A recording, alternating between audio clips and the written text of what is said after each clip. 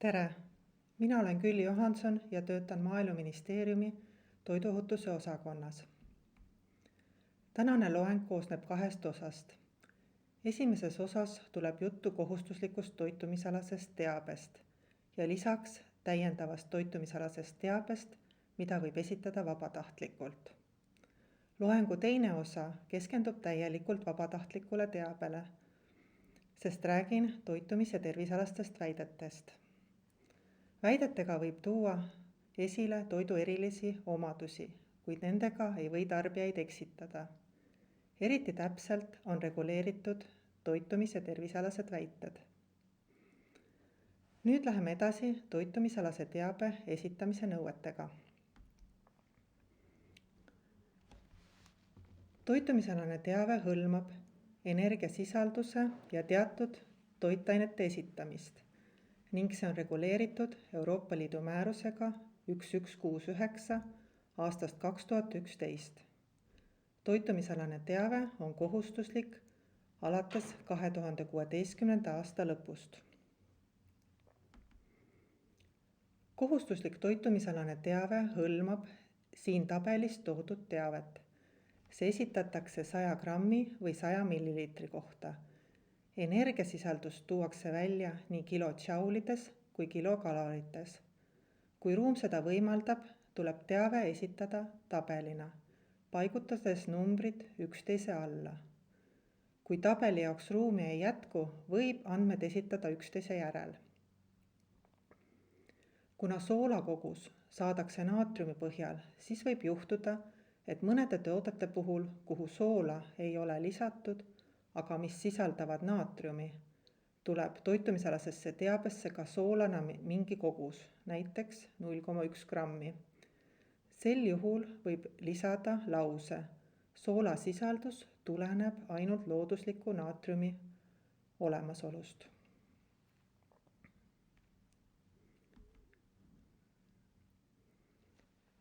Toitumisalases teabes esitatakse toitainete keskmised väärtused, mis saadakse kas siis laboratoorsel analüüsil või arvutatakse koostisosade teadaolevate või tegelike keskmiste väärtuste järgi või arvutatakse üldiselt kehtivate ja heaks kiidetud andmete järgi. Näiteks saab kasutada Nutridata Eesti toidu koostise andmebaasi. Energiasisaldus arvutatakse toitainete koguste põhjal, kasutades määruse 1169 14. lisas toodud koefitsiente.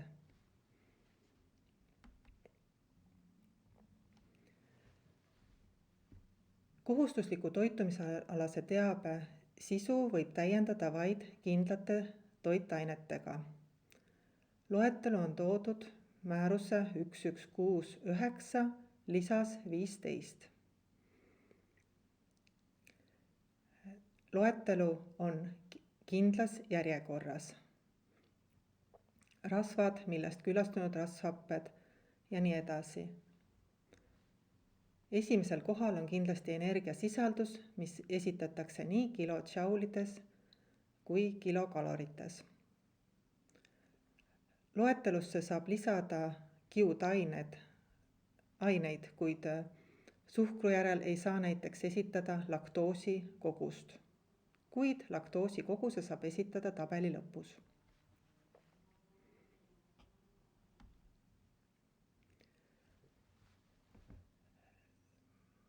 Toitumis- ja tervisealase väite esitamisel on vaja esitada koos toitumisalase teabega ka väitega seotud toitaine või muu aine kogus. Kui toitaine, mille kohta on esitatud väide, kuulub lisa 15 loetelusse, esitatakse selle aine sisaldus toitumisalases teabes. Näiteks, nagu eelnevalt slaidilt oli nähagi, et toitumisalases teabes saab esitada kiudainete koguse. Kui väide on seotud aga ainega, mida ei ole toodud määruse 15. lisas. Siis esitatakse selle aine sisaldus toitumisalase teabe vahetusläheduses. Näiteks omega-3 rasvhapete kohta on väide, siis omega-3 rasvhapete sisaldus esitatakse toitumisalase teabe loetelu vahetusläheduses ehk selle loetelu järel.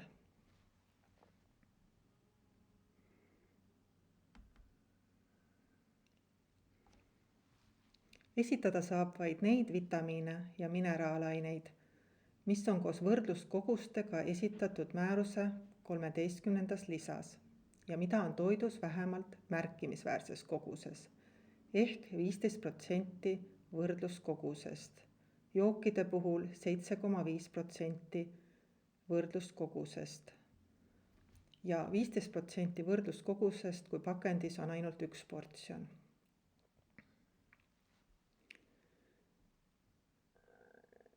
Esitatakse vitamiini ja mineraalaine kogus milligrammides või mikrogrammides ja lisaks alati ka protsendina võrdluskogusest.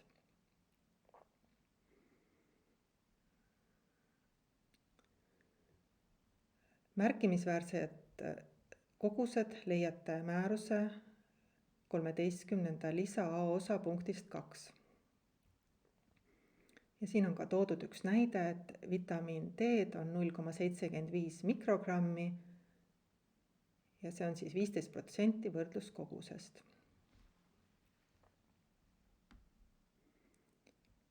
See on ülevaatlik tabel, kus punasega on toodud kohustuslik teave, rohelisega on teave, mida võib esitada täiendavalt toitumisalase teabe sees ning ülejäänud teave on vabatahtlik lisateave. Vabatahtlikult võib esitada toitumisalase teabe portsjoni kohta ja makrotoitainete puhul on ka protsent võrdluskogustest vabatahtlik lisateave. Protsent RI ongi siis see protsent võrdluskogusest, et siin on kasutatud lühendeid, aga märgistusel peaks tooma välja sõnad täpsete nimetustega. Kui kasutatakse lühendeid, siis on vaja selgitusi juurde.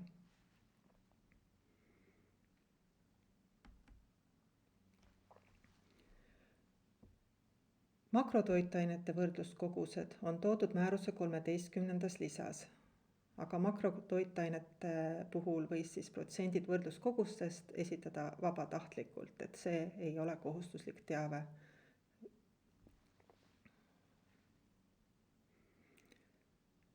Kui toitumisalane teave väljendatakse protsendina võrdluskogustest 100 grammi või 100 milliliitri kohta, siis selle teabe juurde lisatakse ka lause, et keskmise täiskasvanu võrdluskogus 8400 kilotšauli, 2000 kilokalorit.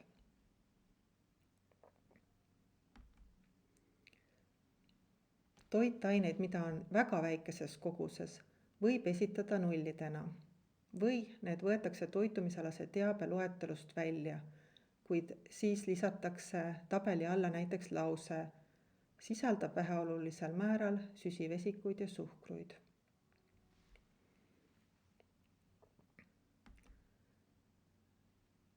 Siin on toodud toitainete väheolulised kogused, mida võib võrdsustada nulliga.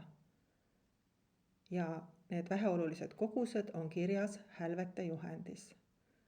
Näiteks kui rasvasi, süsivesikuid või suhkruid on kuni 0,5 grammi 100 grammis või 100 milliliitris, siis selle võib võrdsustada nulliga.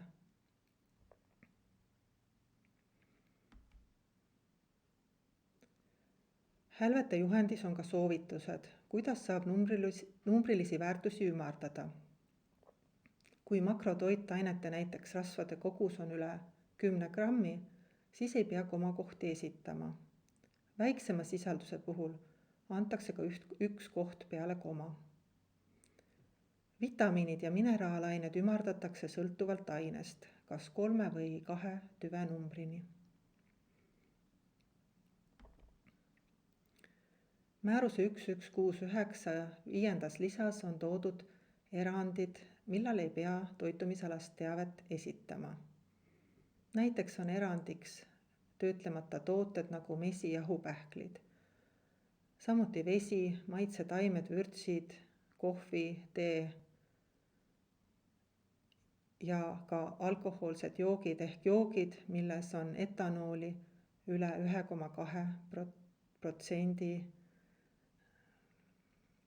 mahust. Erandiks on ka toit, mida valmistatakse eraelamus või mikroettevõttes väikeses koguses. Mikroettevõte on kuni 9 inimesega ettevõte ja erand kohaldub vaid kohalikule Eesti ulatuses müüdavale toidule.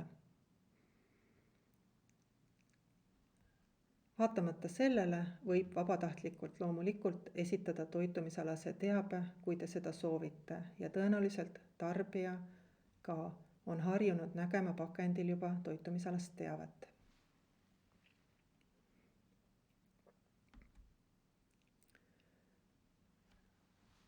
Ka pakendi esiküljel korratav toitumisalane teave on reguleeritud. Märgistuse põhivaateväljal ehk siis pakendi esiküljel võib 100 grammi 100 millilitri või portsjoni kohta korrata kas energiasisaldust või energiasisaldust koos rasvaküllastunud rasvhapete, suhkru ja soola kogusega. Selle teabe võib esitada üksnes protsendina võrdluskogusest. Kui eelnev teave on üksnes portsjoni kohta, siis lisaks peab olema energiasisaldus 100 grammi või 100 millilitri kohta. Korratav teave ei pea olema tabelina või üksteise järel, võib olla näiteks ikoonidel, nagu siin oleval näitel, kus on toodud tarbimisühiku ehk ühe leivakese kohta toitumisalane teave pakendi esiküljel. Ja lisaks on on kogused, toitainete kogused, protsendid võrdluskogustest selle portsjoni kohta või tarbimisühiku kohta ja ikoonide all näete siis võrdluseks, kui palju on 100 grammis tootes energiat. See on ka oluline välja tuua. Nii kilojaulides kui kilokalorites 100 grammi toote energiasisaldus.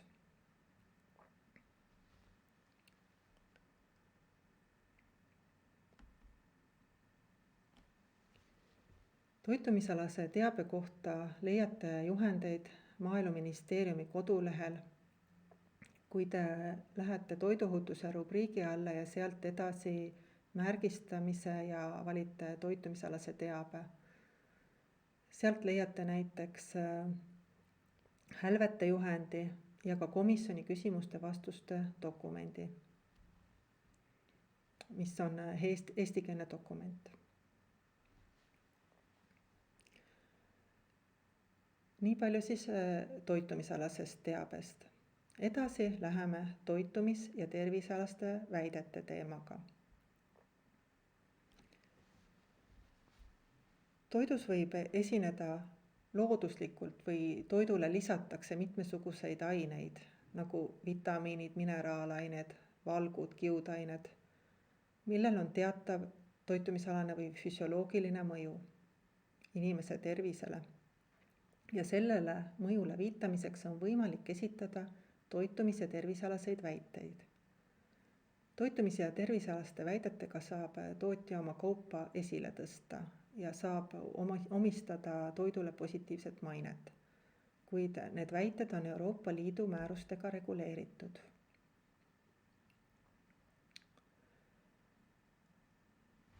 Meil on siis 2 liiki väiteid.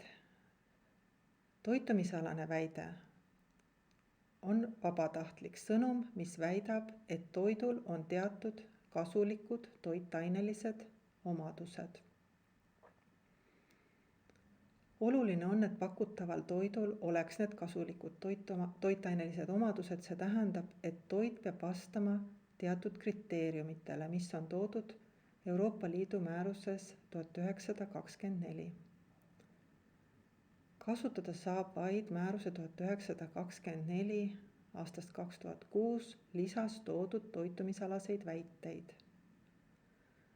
Iga väide toidu koostisosa kohta ei pruugi olla toitumisalane väide. Näiteks ilma säilitusaineteta või pähklitega kirjeldavad toidu koostist, kuid ei vihja koostisest tulenevatele kasulikele toitainelistele omadustele. Lubatud toitumisalaste väidete loetelus on näiteks vähese soolasisaldusega, rasvavaba, D-vitamiini rikas. Ja määruse lisas on toodud ka tingimused, millal neid väiteid saab toidu puhul kasutada. Tervisealane väide loob konkreetse seose koostisosa või toitaine ja tervise vahel. Ka tervisealase väite puhul on toodud erinevates määrustes kasutustingimused. Tervisealane väide võib olla ka graafilisel kujul, näiteks südamepilt, mis annab teabe heast mõjust südamele. Pildid ja sümbolid vajavad aga juurde täpsustavat sõnalist väidet. Tervisealase väidete näidetena on siin, et tsink aitab hoida normaalset nägemist, magneesium aitab vähendada väsimust ja kurnatust. Need näited on siis võetud komisjoni määrusest 432 aastast 2012.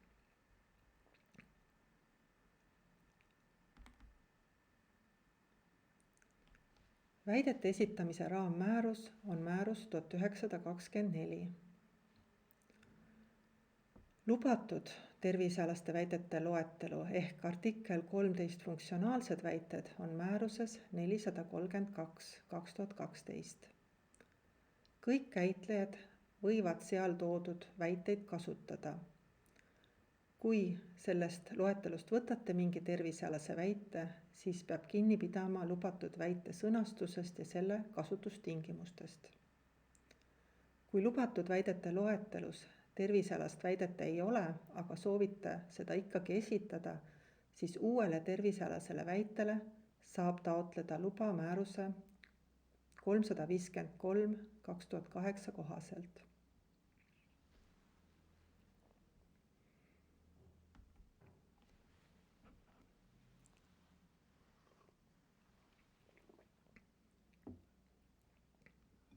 Väidete määruse nõudeid kohaldatakse nii toidumärgistuse, reklaami kui ka esitlemise suhtes. Näiteks toidu esitlemine kaupluses, kodulehel või messil. Seega nõuded kehtivad ka siis, kui toitu müüakse veebilehe veebipoe kaudu. Ja teatud erisustega kohaldatakse määrust ka pakendamata toidule. Määrus reguleerib väidete esitamist just kaubanduslikel eesmärkidel. Määrus ei reguleeri näiteks raamatutes, ajakirjades, konverentsidel antavat teavet.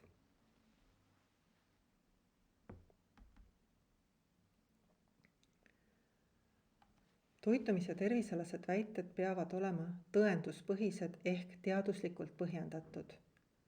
Väidete sõltumatu ja objektiivne riskihindaja on Euroopa Toiduohutusamet EFSA.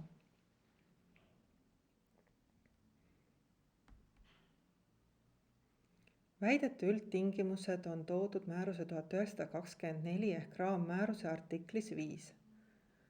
Toitainel või muul ainel, mille kohta väide esitatakse, peab olema teaduslikult tõendatud kasulik toitumisalane või füsioloogiline mõju. Seda ainet peab sisalduma lõpptootes sellises koguses, et selle tarvitamisega kaasneb väidetav mõju. Ja seda ainet peab esinema toidus organismile omastataval kujul. Tervisealaseid väiteid peavad teaduslikult põhjendama need ettevõtted, kes soovivad uute väidetega turule tulla. Seega, kui heaks kiidetud väidete hulgast sobivat väidet ei leia, saab esitada väite kasutusloa taotluse koos teaduslike tõenditega Põllumajandus- ja Toiduametile. Väite üldtingimused peavad olema seejuures täidetud. Põllumajandus- ja Toiduamet kontrollib taotluses esitatud andmete õigsust ja esitab need Euroopa Toiduohutusametile. Teadusuuringud võivad näiteks viidata, et oomega-3 rasvhapped on kasulikud meie südamele, kuid üksnes sellest ei pruugi piisata. Euroopa Toiduohutusamet hindab kõiki kättesaadavaid teadusartikleid ja kui EFSA jõuab positiivse hinnanguni, siis läheb edasiseks aruteluks, mille järel võetakse vastu komisjoni määrusega lubamise või mittelubamise otsus.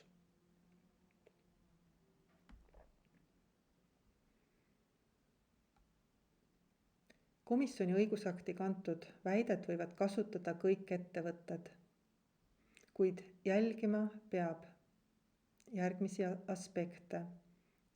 Kas teie toote puhul on kasutustingimused täidetud? Kas väite sõnastus on samatähenduslik lubatud väitega? Kas ainet, mille kohta väide esitatakse, kas seda ainet on tootes nõutud koguses? Väide ei tohi kindlasti suurendada kahtlust muude toitude ohutuse ja toiteväärtuse piisavuse suhtes. Samuti ei tohi viidata muutustele keha funktsioonides, mis võivad tekitada hirmu tarbijas. Lubatud on näiteks väide, valgud aitavad hoida luid normaalsena. Sellele ei saa ka juurde lisada, et vähene valgu tarbimine põhjustab luude hõrenemist. Väide ei tohiks ka soodustada toidu ülemäärast tarbimist, olla vale, mitmeti mõistetav või eksitav. Samuti ei saa väide olla vastuolus üldtunnustatud toitumis- ja tervisealaste põhimõtetega.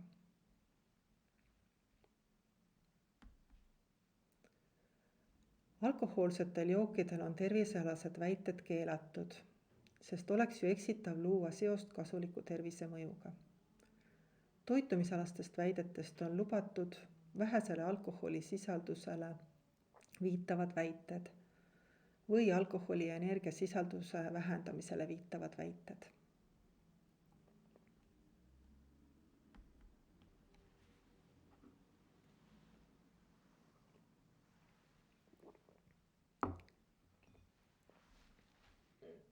Kasutada võib üksnes lubatud toitumisalaseid väiteid, mis on kirjas määruse 1924 lisas. Toitumisalase väite kasulikud omadused on siis seotud kas toitaine, muu aine või energiaga. Toitumisalane väide annab mõista, et toidul on teatud kasulikud toitainelised omadused, mis tulenevad sellest, et toode sisaldab mingit toitainet, näiteks sisaldab rauda või sisaldab toitainet suurendatud või vähendatud määral, nagu kiudaine rikas või proteiinijook või vähesoolane, suhkruvaba. Toitumisalane väide võib olla seotud ka energiaga, näiteks vähe kaloreid või 30% vähem kaloreid. Lisaks võib toitumisalane väide olla muu aine kui toitaine kohta, millel on toitumisalane või füsioloogiline mõju. Näiteks sisaldab lükopeeni. Ka toidule pandud nimetus võib samaaegselt olla toitumisalane väide. Nimetusena võiks olla proteiinijook või multivitamiinijook. Need nimetused sisaldavad toitumisalast väidet.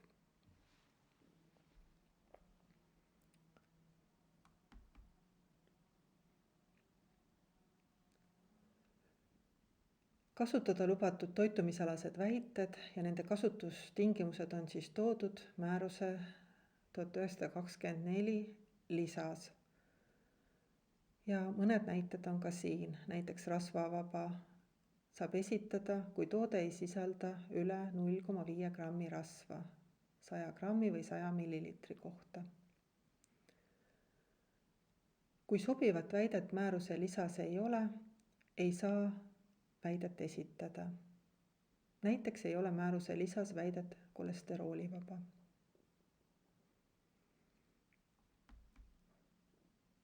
Võrdlevad toitumisalased väited on samuti määruse 1924 lisas. Näiteks väite vähendatud toitaine sisaldusega ehk siis kas vähendatud rasva või vähendatud suhkrute sisaldusega saab esitada, kui selle toitaine sisaldust on võrreldes sarnaste toodetega vähendatud vähemalt 30%. Võrrelda saab vaid sama toidugrupi toitusid. Lahja puhul peab välja tooma omaduse, mille poolest on toode lahja, ehk lisama peab võrdleva väite, näiteks 30% vähem suhkruid. Vähendatud toitaine sisaldusega väide oleks siis vähem suhkrut, kuid lisama peab ka toitaine koguse erinevuse, ehk lisama näiteks 30% vähem suhkrut. Suurendatud toitaine sisaldusega väide võib olla sõnastuses rohkem valku, kuid ka sinna lisatakse, kui palju on valku rohkem ja võrdlev väide oleks siis kujul 30% rohkem valku.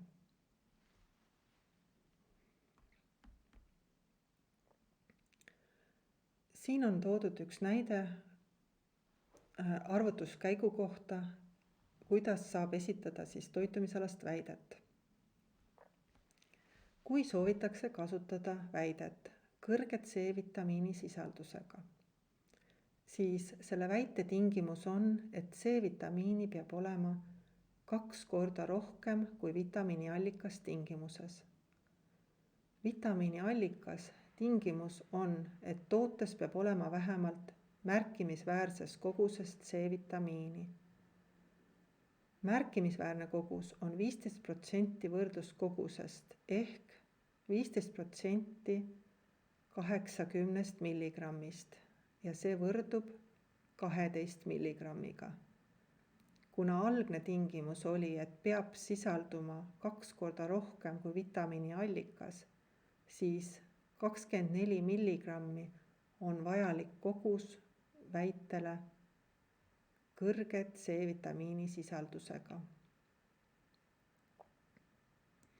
Kui märgistusel oleks lihtsalt väide C-vitamiiniga või lisatud C-vitamiini, siis kohalduksid väite vitamiini allikas tingimused ja piisaks 12 milligrammist 100 grammi toote kohta, et saaks juba väite C-vitamiiniga esitada.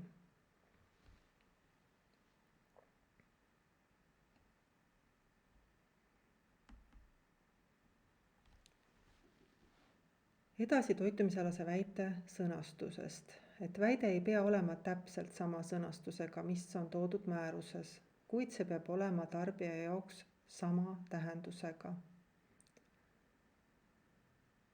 Kiudaine allikas, selle võib sõnastada pakendil, näiteks sisaldab kiudaineid või lisatud kiudaineid. D-vitamiini allikas on samaväärne sõnastusega D-vitamiiniga või D-vitamiiniga rikastatud. Suure C-vitamiini sisaldusega võib sõnastada C-vitamiini rikas. Suhkruvaba on sama, mis ilma suhkruta, lihtsalt suhkruta.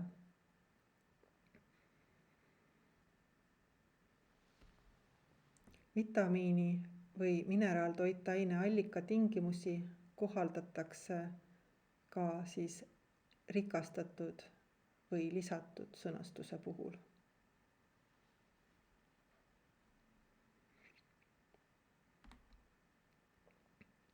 Edasi tervisealastest väidetest. tervisealane väide annab siis mõista, et toidu ja tervise vahel on seos. Tervisealased väited jagunevad üldisteks, niinimetatud funktsionaalseteks väideteks ehk artikkel 13 väited. Need on siis kirjas määruses 432/2012. Need üldised funktsionaalsed väited kirjeldavad toitaine või muu aine tähtsust kasvamisele, arengule ja organismi funktsioonidele või kirjeldavad psühholoogilisi ja käitumuslikke funktsioone või kehakaalu jälgimist või näljatunde vähendamist. Funktsionaalsed väited on siis leitavad määrusest 432 ja ka väidete registrist. Teise grupi moodustavad haigestumise riski vähendamise väited ehk artikkel 14 lõige 1a väited.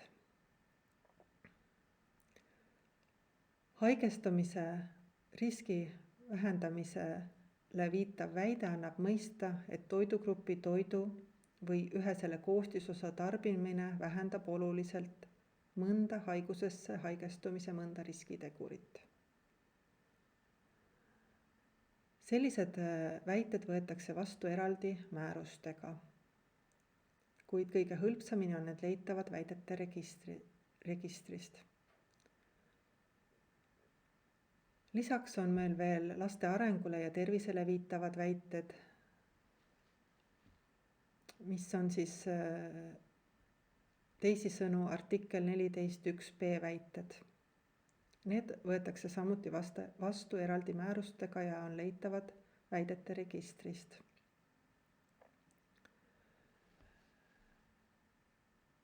Kõiki neid kolme gruppi väiteid võib kasutada iga ettevõte, kui väitetingimused on täidetud.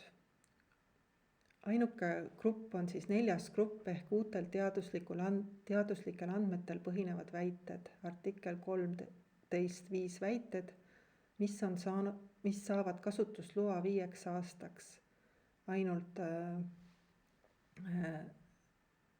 sellele ettevõttele kasutusloa, kes on seda väidet taodelnud, sest tihtipeale sisaldab taotlus konfidentsiaalseid andmeid.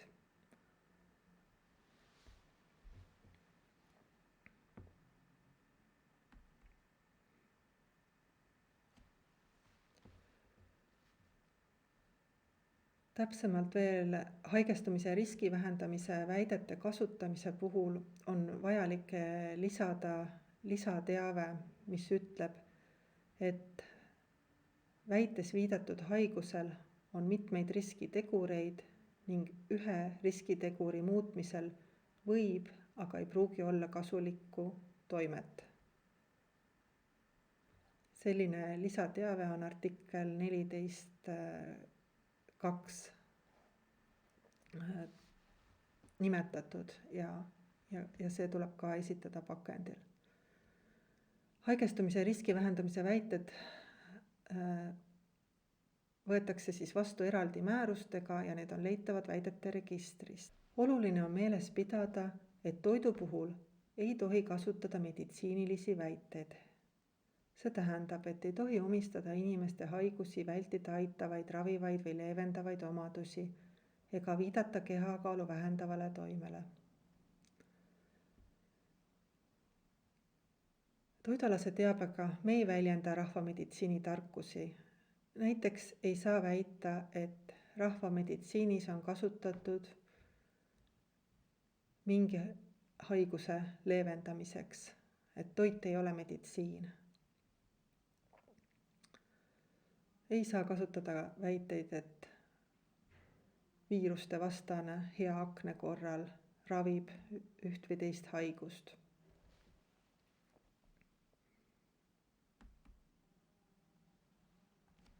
Väide, mida soovitakse kasutada, peab siis olema lubatud väidete nimekirjas. Ja seda saab kiiresti kontrollida toitumis- ja tervisealaste väidete registrist. See on lubatud ja tagasi lükatud väidete register. Mitte lubatud sõnastusi, mis on ka registris esitatud, kasutada ei tohi. Alati on vaja vaadata, kas väite staatus on ikka kirjas kui lubatud väide. Registrist leiate ka haigestumise riski vähendamise väited ning laste arengule ja tervisele viitavad väited.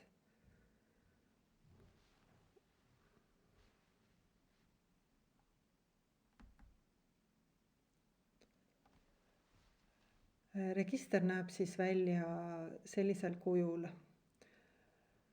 Ja see on siis lubatud ja tagasi lükatud väidete register ja seetõttu tuleb, kui te otsite mingit väidet, siis staatusena valida lubatud väide.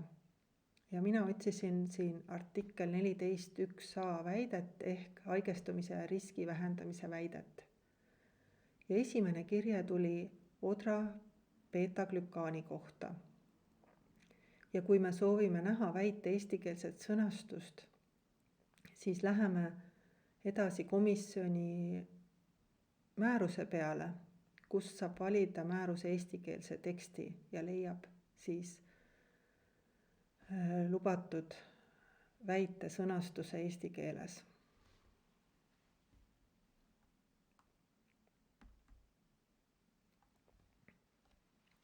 Tervisealase väite esitamisel tuleb märgistusel või märgistuse puudumise korral, kas siis esitlemisel või reklaamis, anda teatud lisateavet. Vaja on viidata mitmekülgse ja tasakaalustatud toitumise ja tervisliku elustiili tähtsusele. Siis lubavas õigusaktis on toodud punktides B kuni D toodud teave ehk siis väidetava kasuliku mõju saavutamiseks vajalik toidukogus ja tarbimise viis, vajadusel viide inimestele, kes peaksid vältima selle toidu tarbimist ja vajadusel ka hoiatus liigse tarbimise eest. Nõuded A ja B ei kehti pakendamata toidule.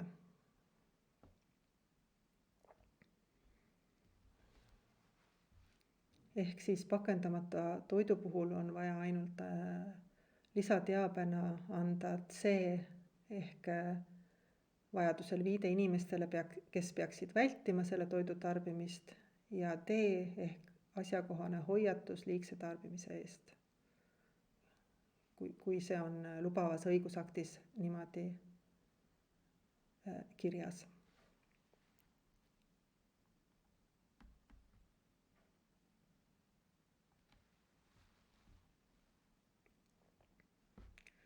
Toitumis- ja tervisealase väite esitamisel on toitumisalane teave kohustuslik. Ja esitatakse alati ka väitega seotud toitaine või muu aine kogus. Kui selle väite aluseks olevat ainet ei ole lubatud esitada toitumisalases teabes, siis esitatakse selle aine kogus toitumisalase teabega samas vaateväljas ehk toitumisalase teabe lõpus.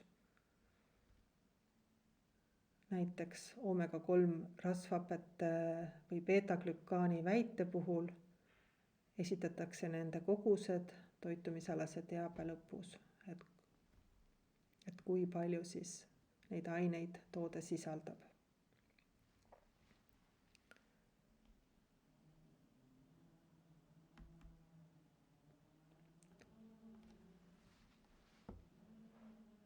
Väite sõnastusest.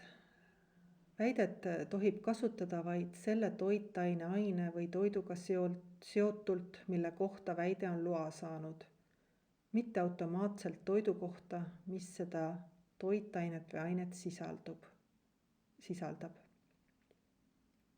Kaltsiumi kohta on lubatud öelda kaltsium aitab kaasa normaalsele lihaste tööle. Et seda omadust ei saa nüüd omistada toidule ehk piimale. Ei saa öelda, et piim aitab kaasa normaalsele lihaste tööle. Selle väite puhul saaks piima puhul esitada aga sõnastuse, et piim sisaldab kaltsiumi, mis aitab kaasa normaalsele lihaste tööle.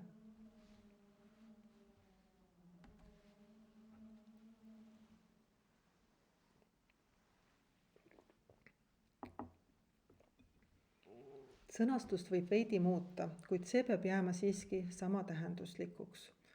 Näiteks kui meil on väide, kuivatatud ploomid aitavad kaasa normaalsele sooletalitlusele, siis selle saab sõnastada, et kuivatatud ploomid toetavad normaalset sooletalitlust, kuid tugevam sõnastus ei ole lubatud. See tähendab, et ei saa öelda, et kuivatatud ploomid ergutavad normaalset sooletalitlust.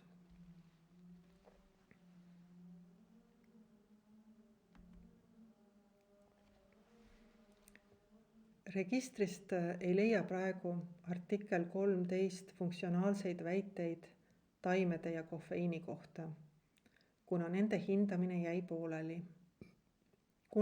Kuni sellise loetelu kehtestamiseni võib kasutada neid väiteid, mis on esitatud EFSA-le hindamiseks ja mis on jäänud nii-öelda ootele. Ootel olevaid väiteid saab otsida EFSA veebilehelt või EFSA veebilehel asuvast eraldi andmebaasist. Registriga samal veebilehel on fail, kus on loetletud ootel olevate väidete ID-numbrid.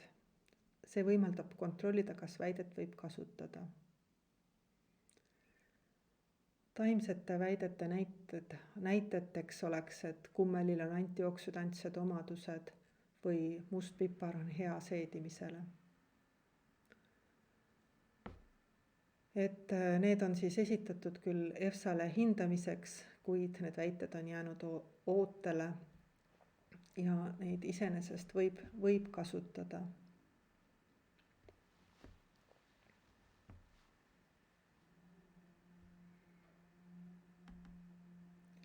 Üldised viited tervisele.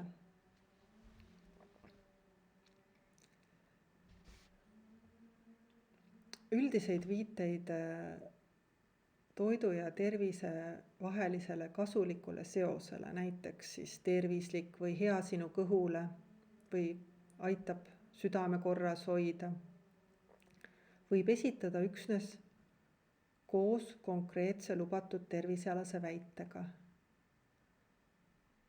Ehk siis see konkreetne tervisealane väide põhjendab seda üldist väidet. Siin on toodud ka üks näide, et kui te tahate esitada üldist tervisealast väidet hea sinu tervisele, siis see kvalifitseerub juba tervisealaseks väiteks, aga see on üldine tervisealane väide, mis vajab juurde täpsustavat tervisealast väidet. Ja mahla puhul näiteks võib see täpsustav tervisealane väide olla vitamiin C aitab vähendada väsimust ja kurnatust. Kuid tootes peab sel juhul olema vitamiini C märkimisväärses koguses. Ehk vitamiini allikas tingimus peab olema täidetud.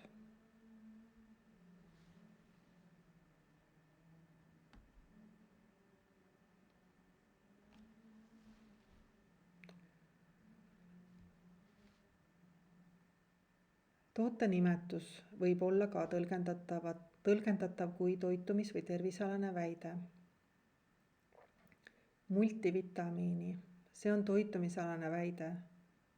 Peab andma täpsemalt teada, milliseid vitamiine ja millises koguses tootes sisaldub. Immuunsus on seostatav tervisega, vajab täpsustavat tervisealast väidet juurde. Termin supertoit on turunduslikul eesmärgil välja mõeldud nimetus, mis on tõlgendatav väitena ja selle terminiga peab kaasnema sobiv toitumis- või tervisealane väide.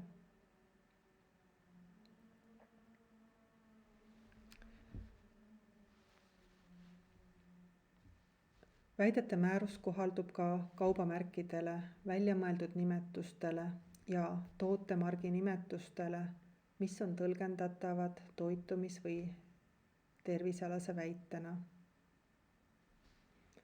Selliseid nimetusi võib kasutada läbimata väite heakskiitmise menetlust vaid juhul, kui nimetusega kaasneb sellega seotud heakskiidetud toitumis- või tervisealane väide.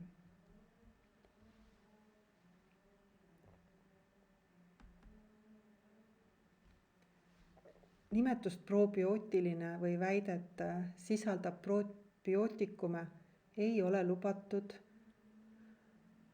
tervisealaste väidete loetelus esitatud ja neid ei saa kasutada. Kuid koostisosade loetelus võib täpsustada, et toode sisaldab piimhappebaktereid ja koostisosa loetelus saab ka viidata mikroorganismi tüvele.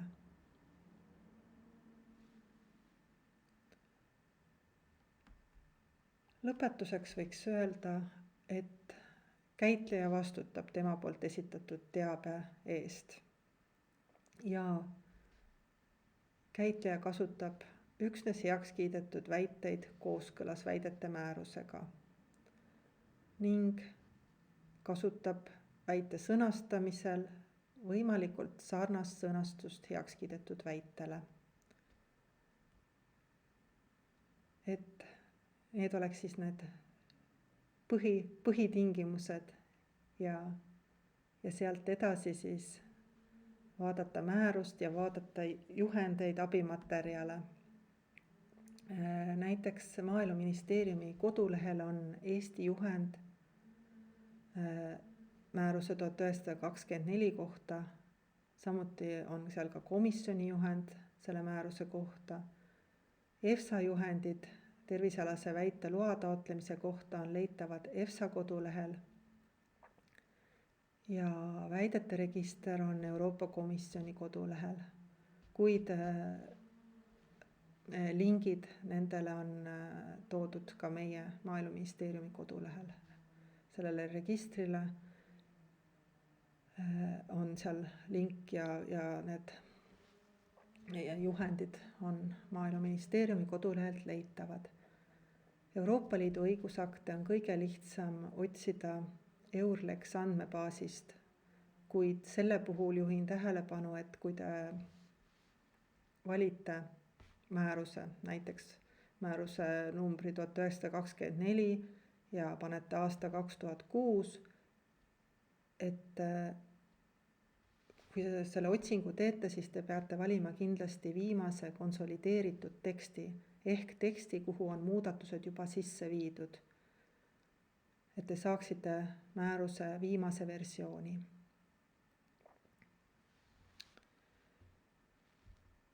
Sellega olemegi jõudnud lõpule. Tänan teid tähelepanu eest.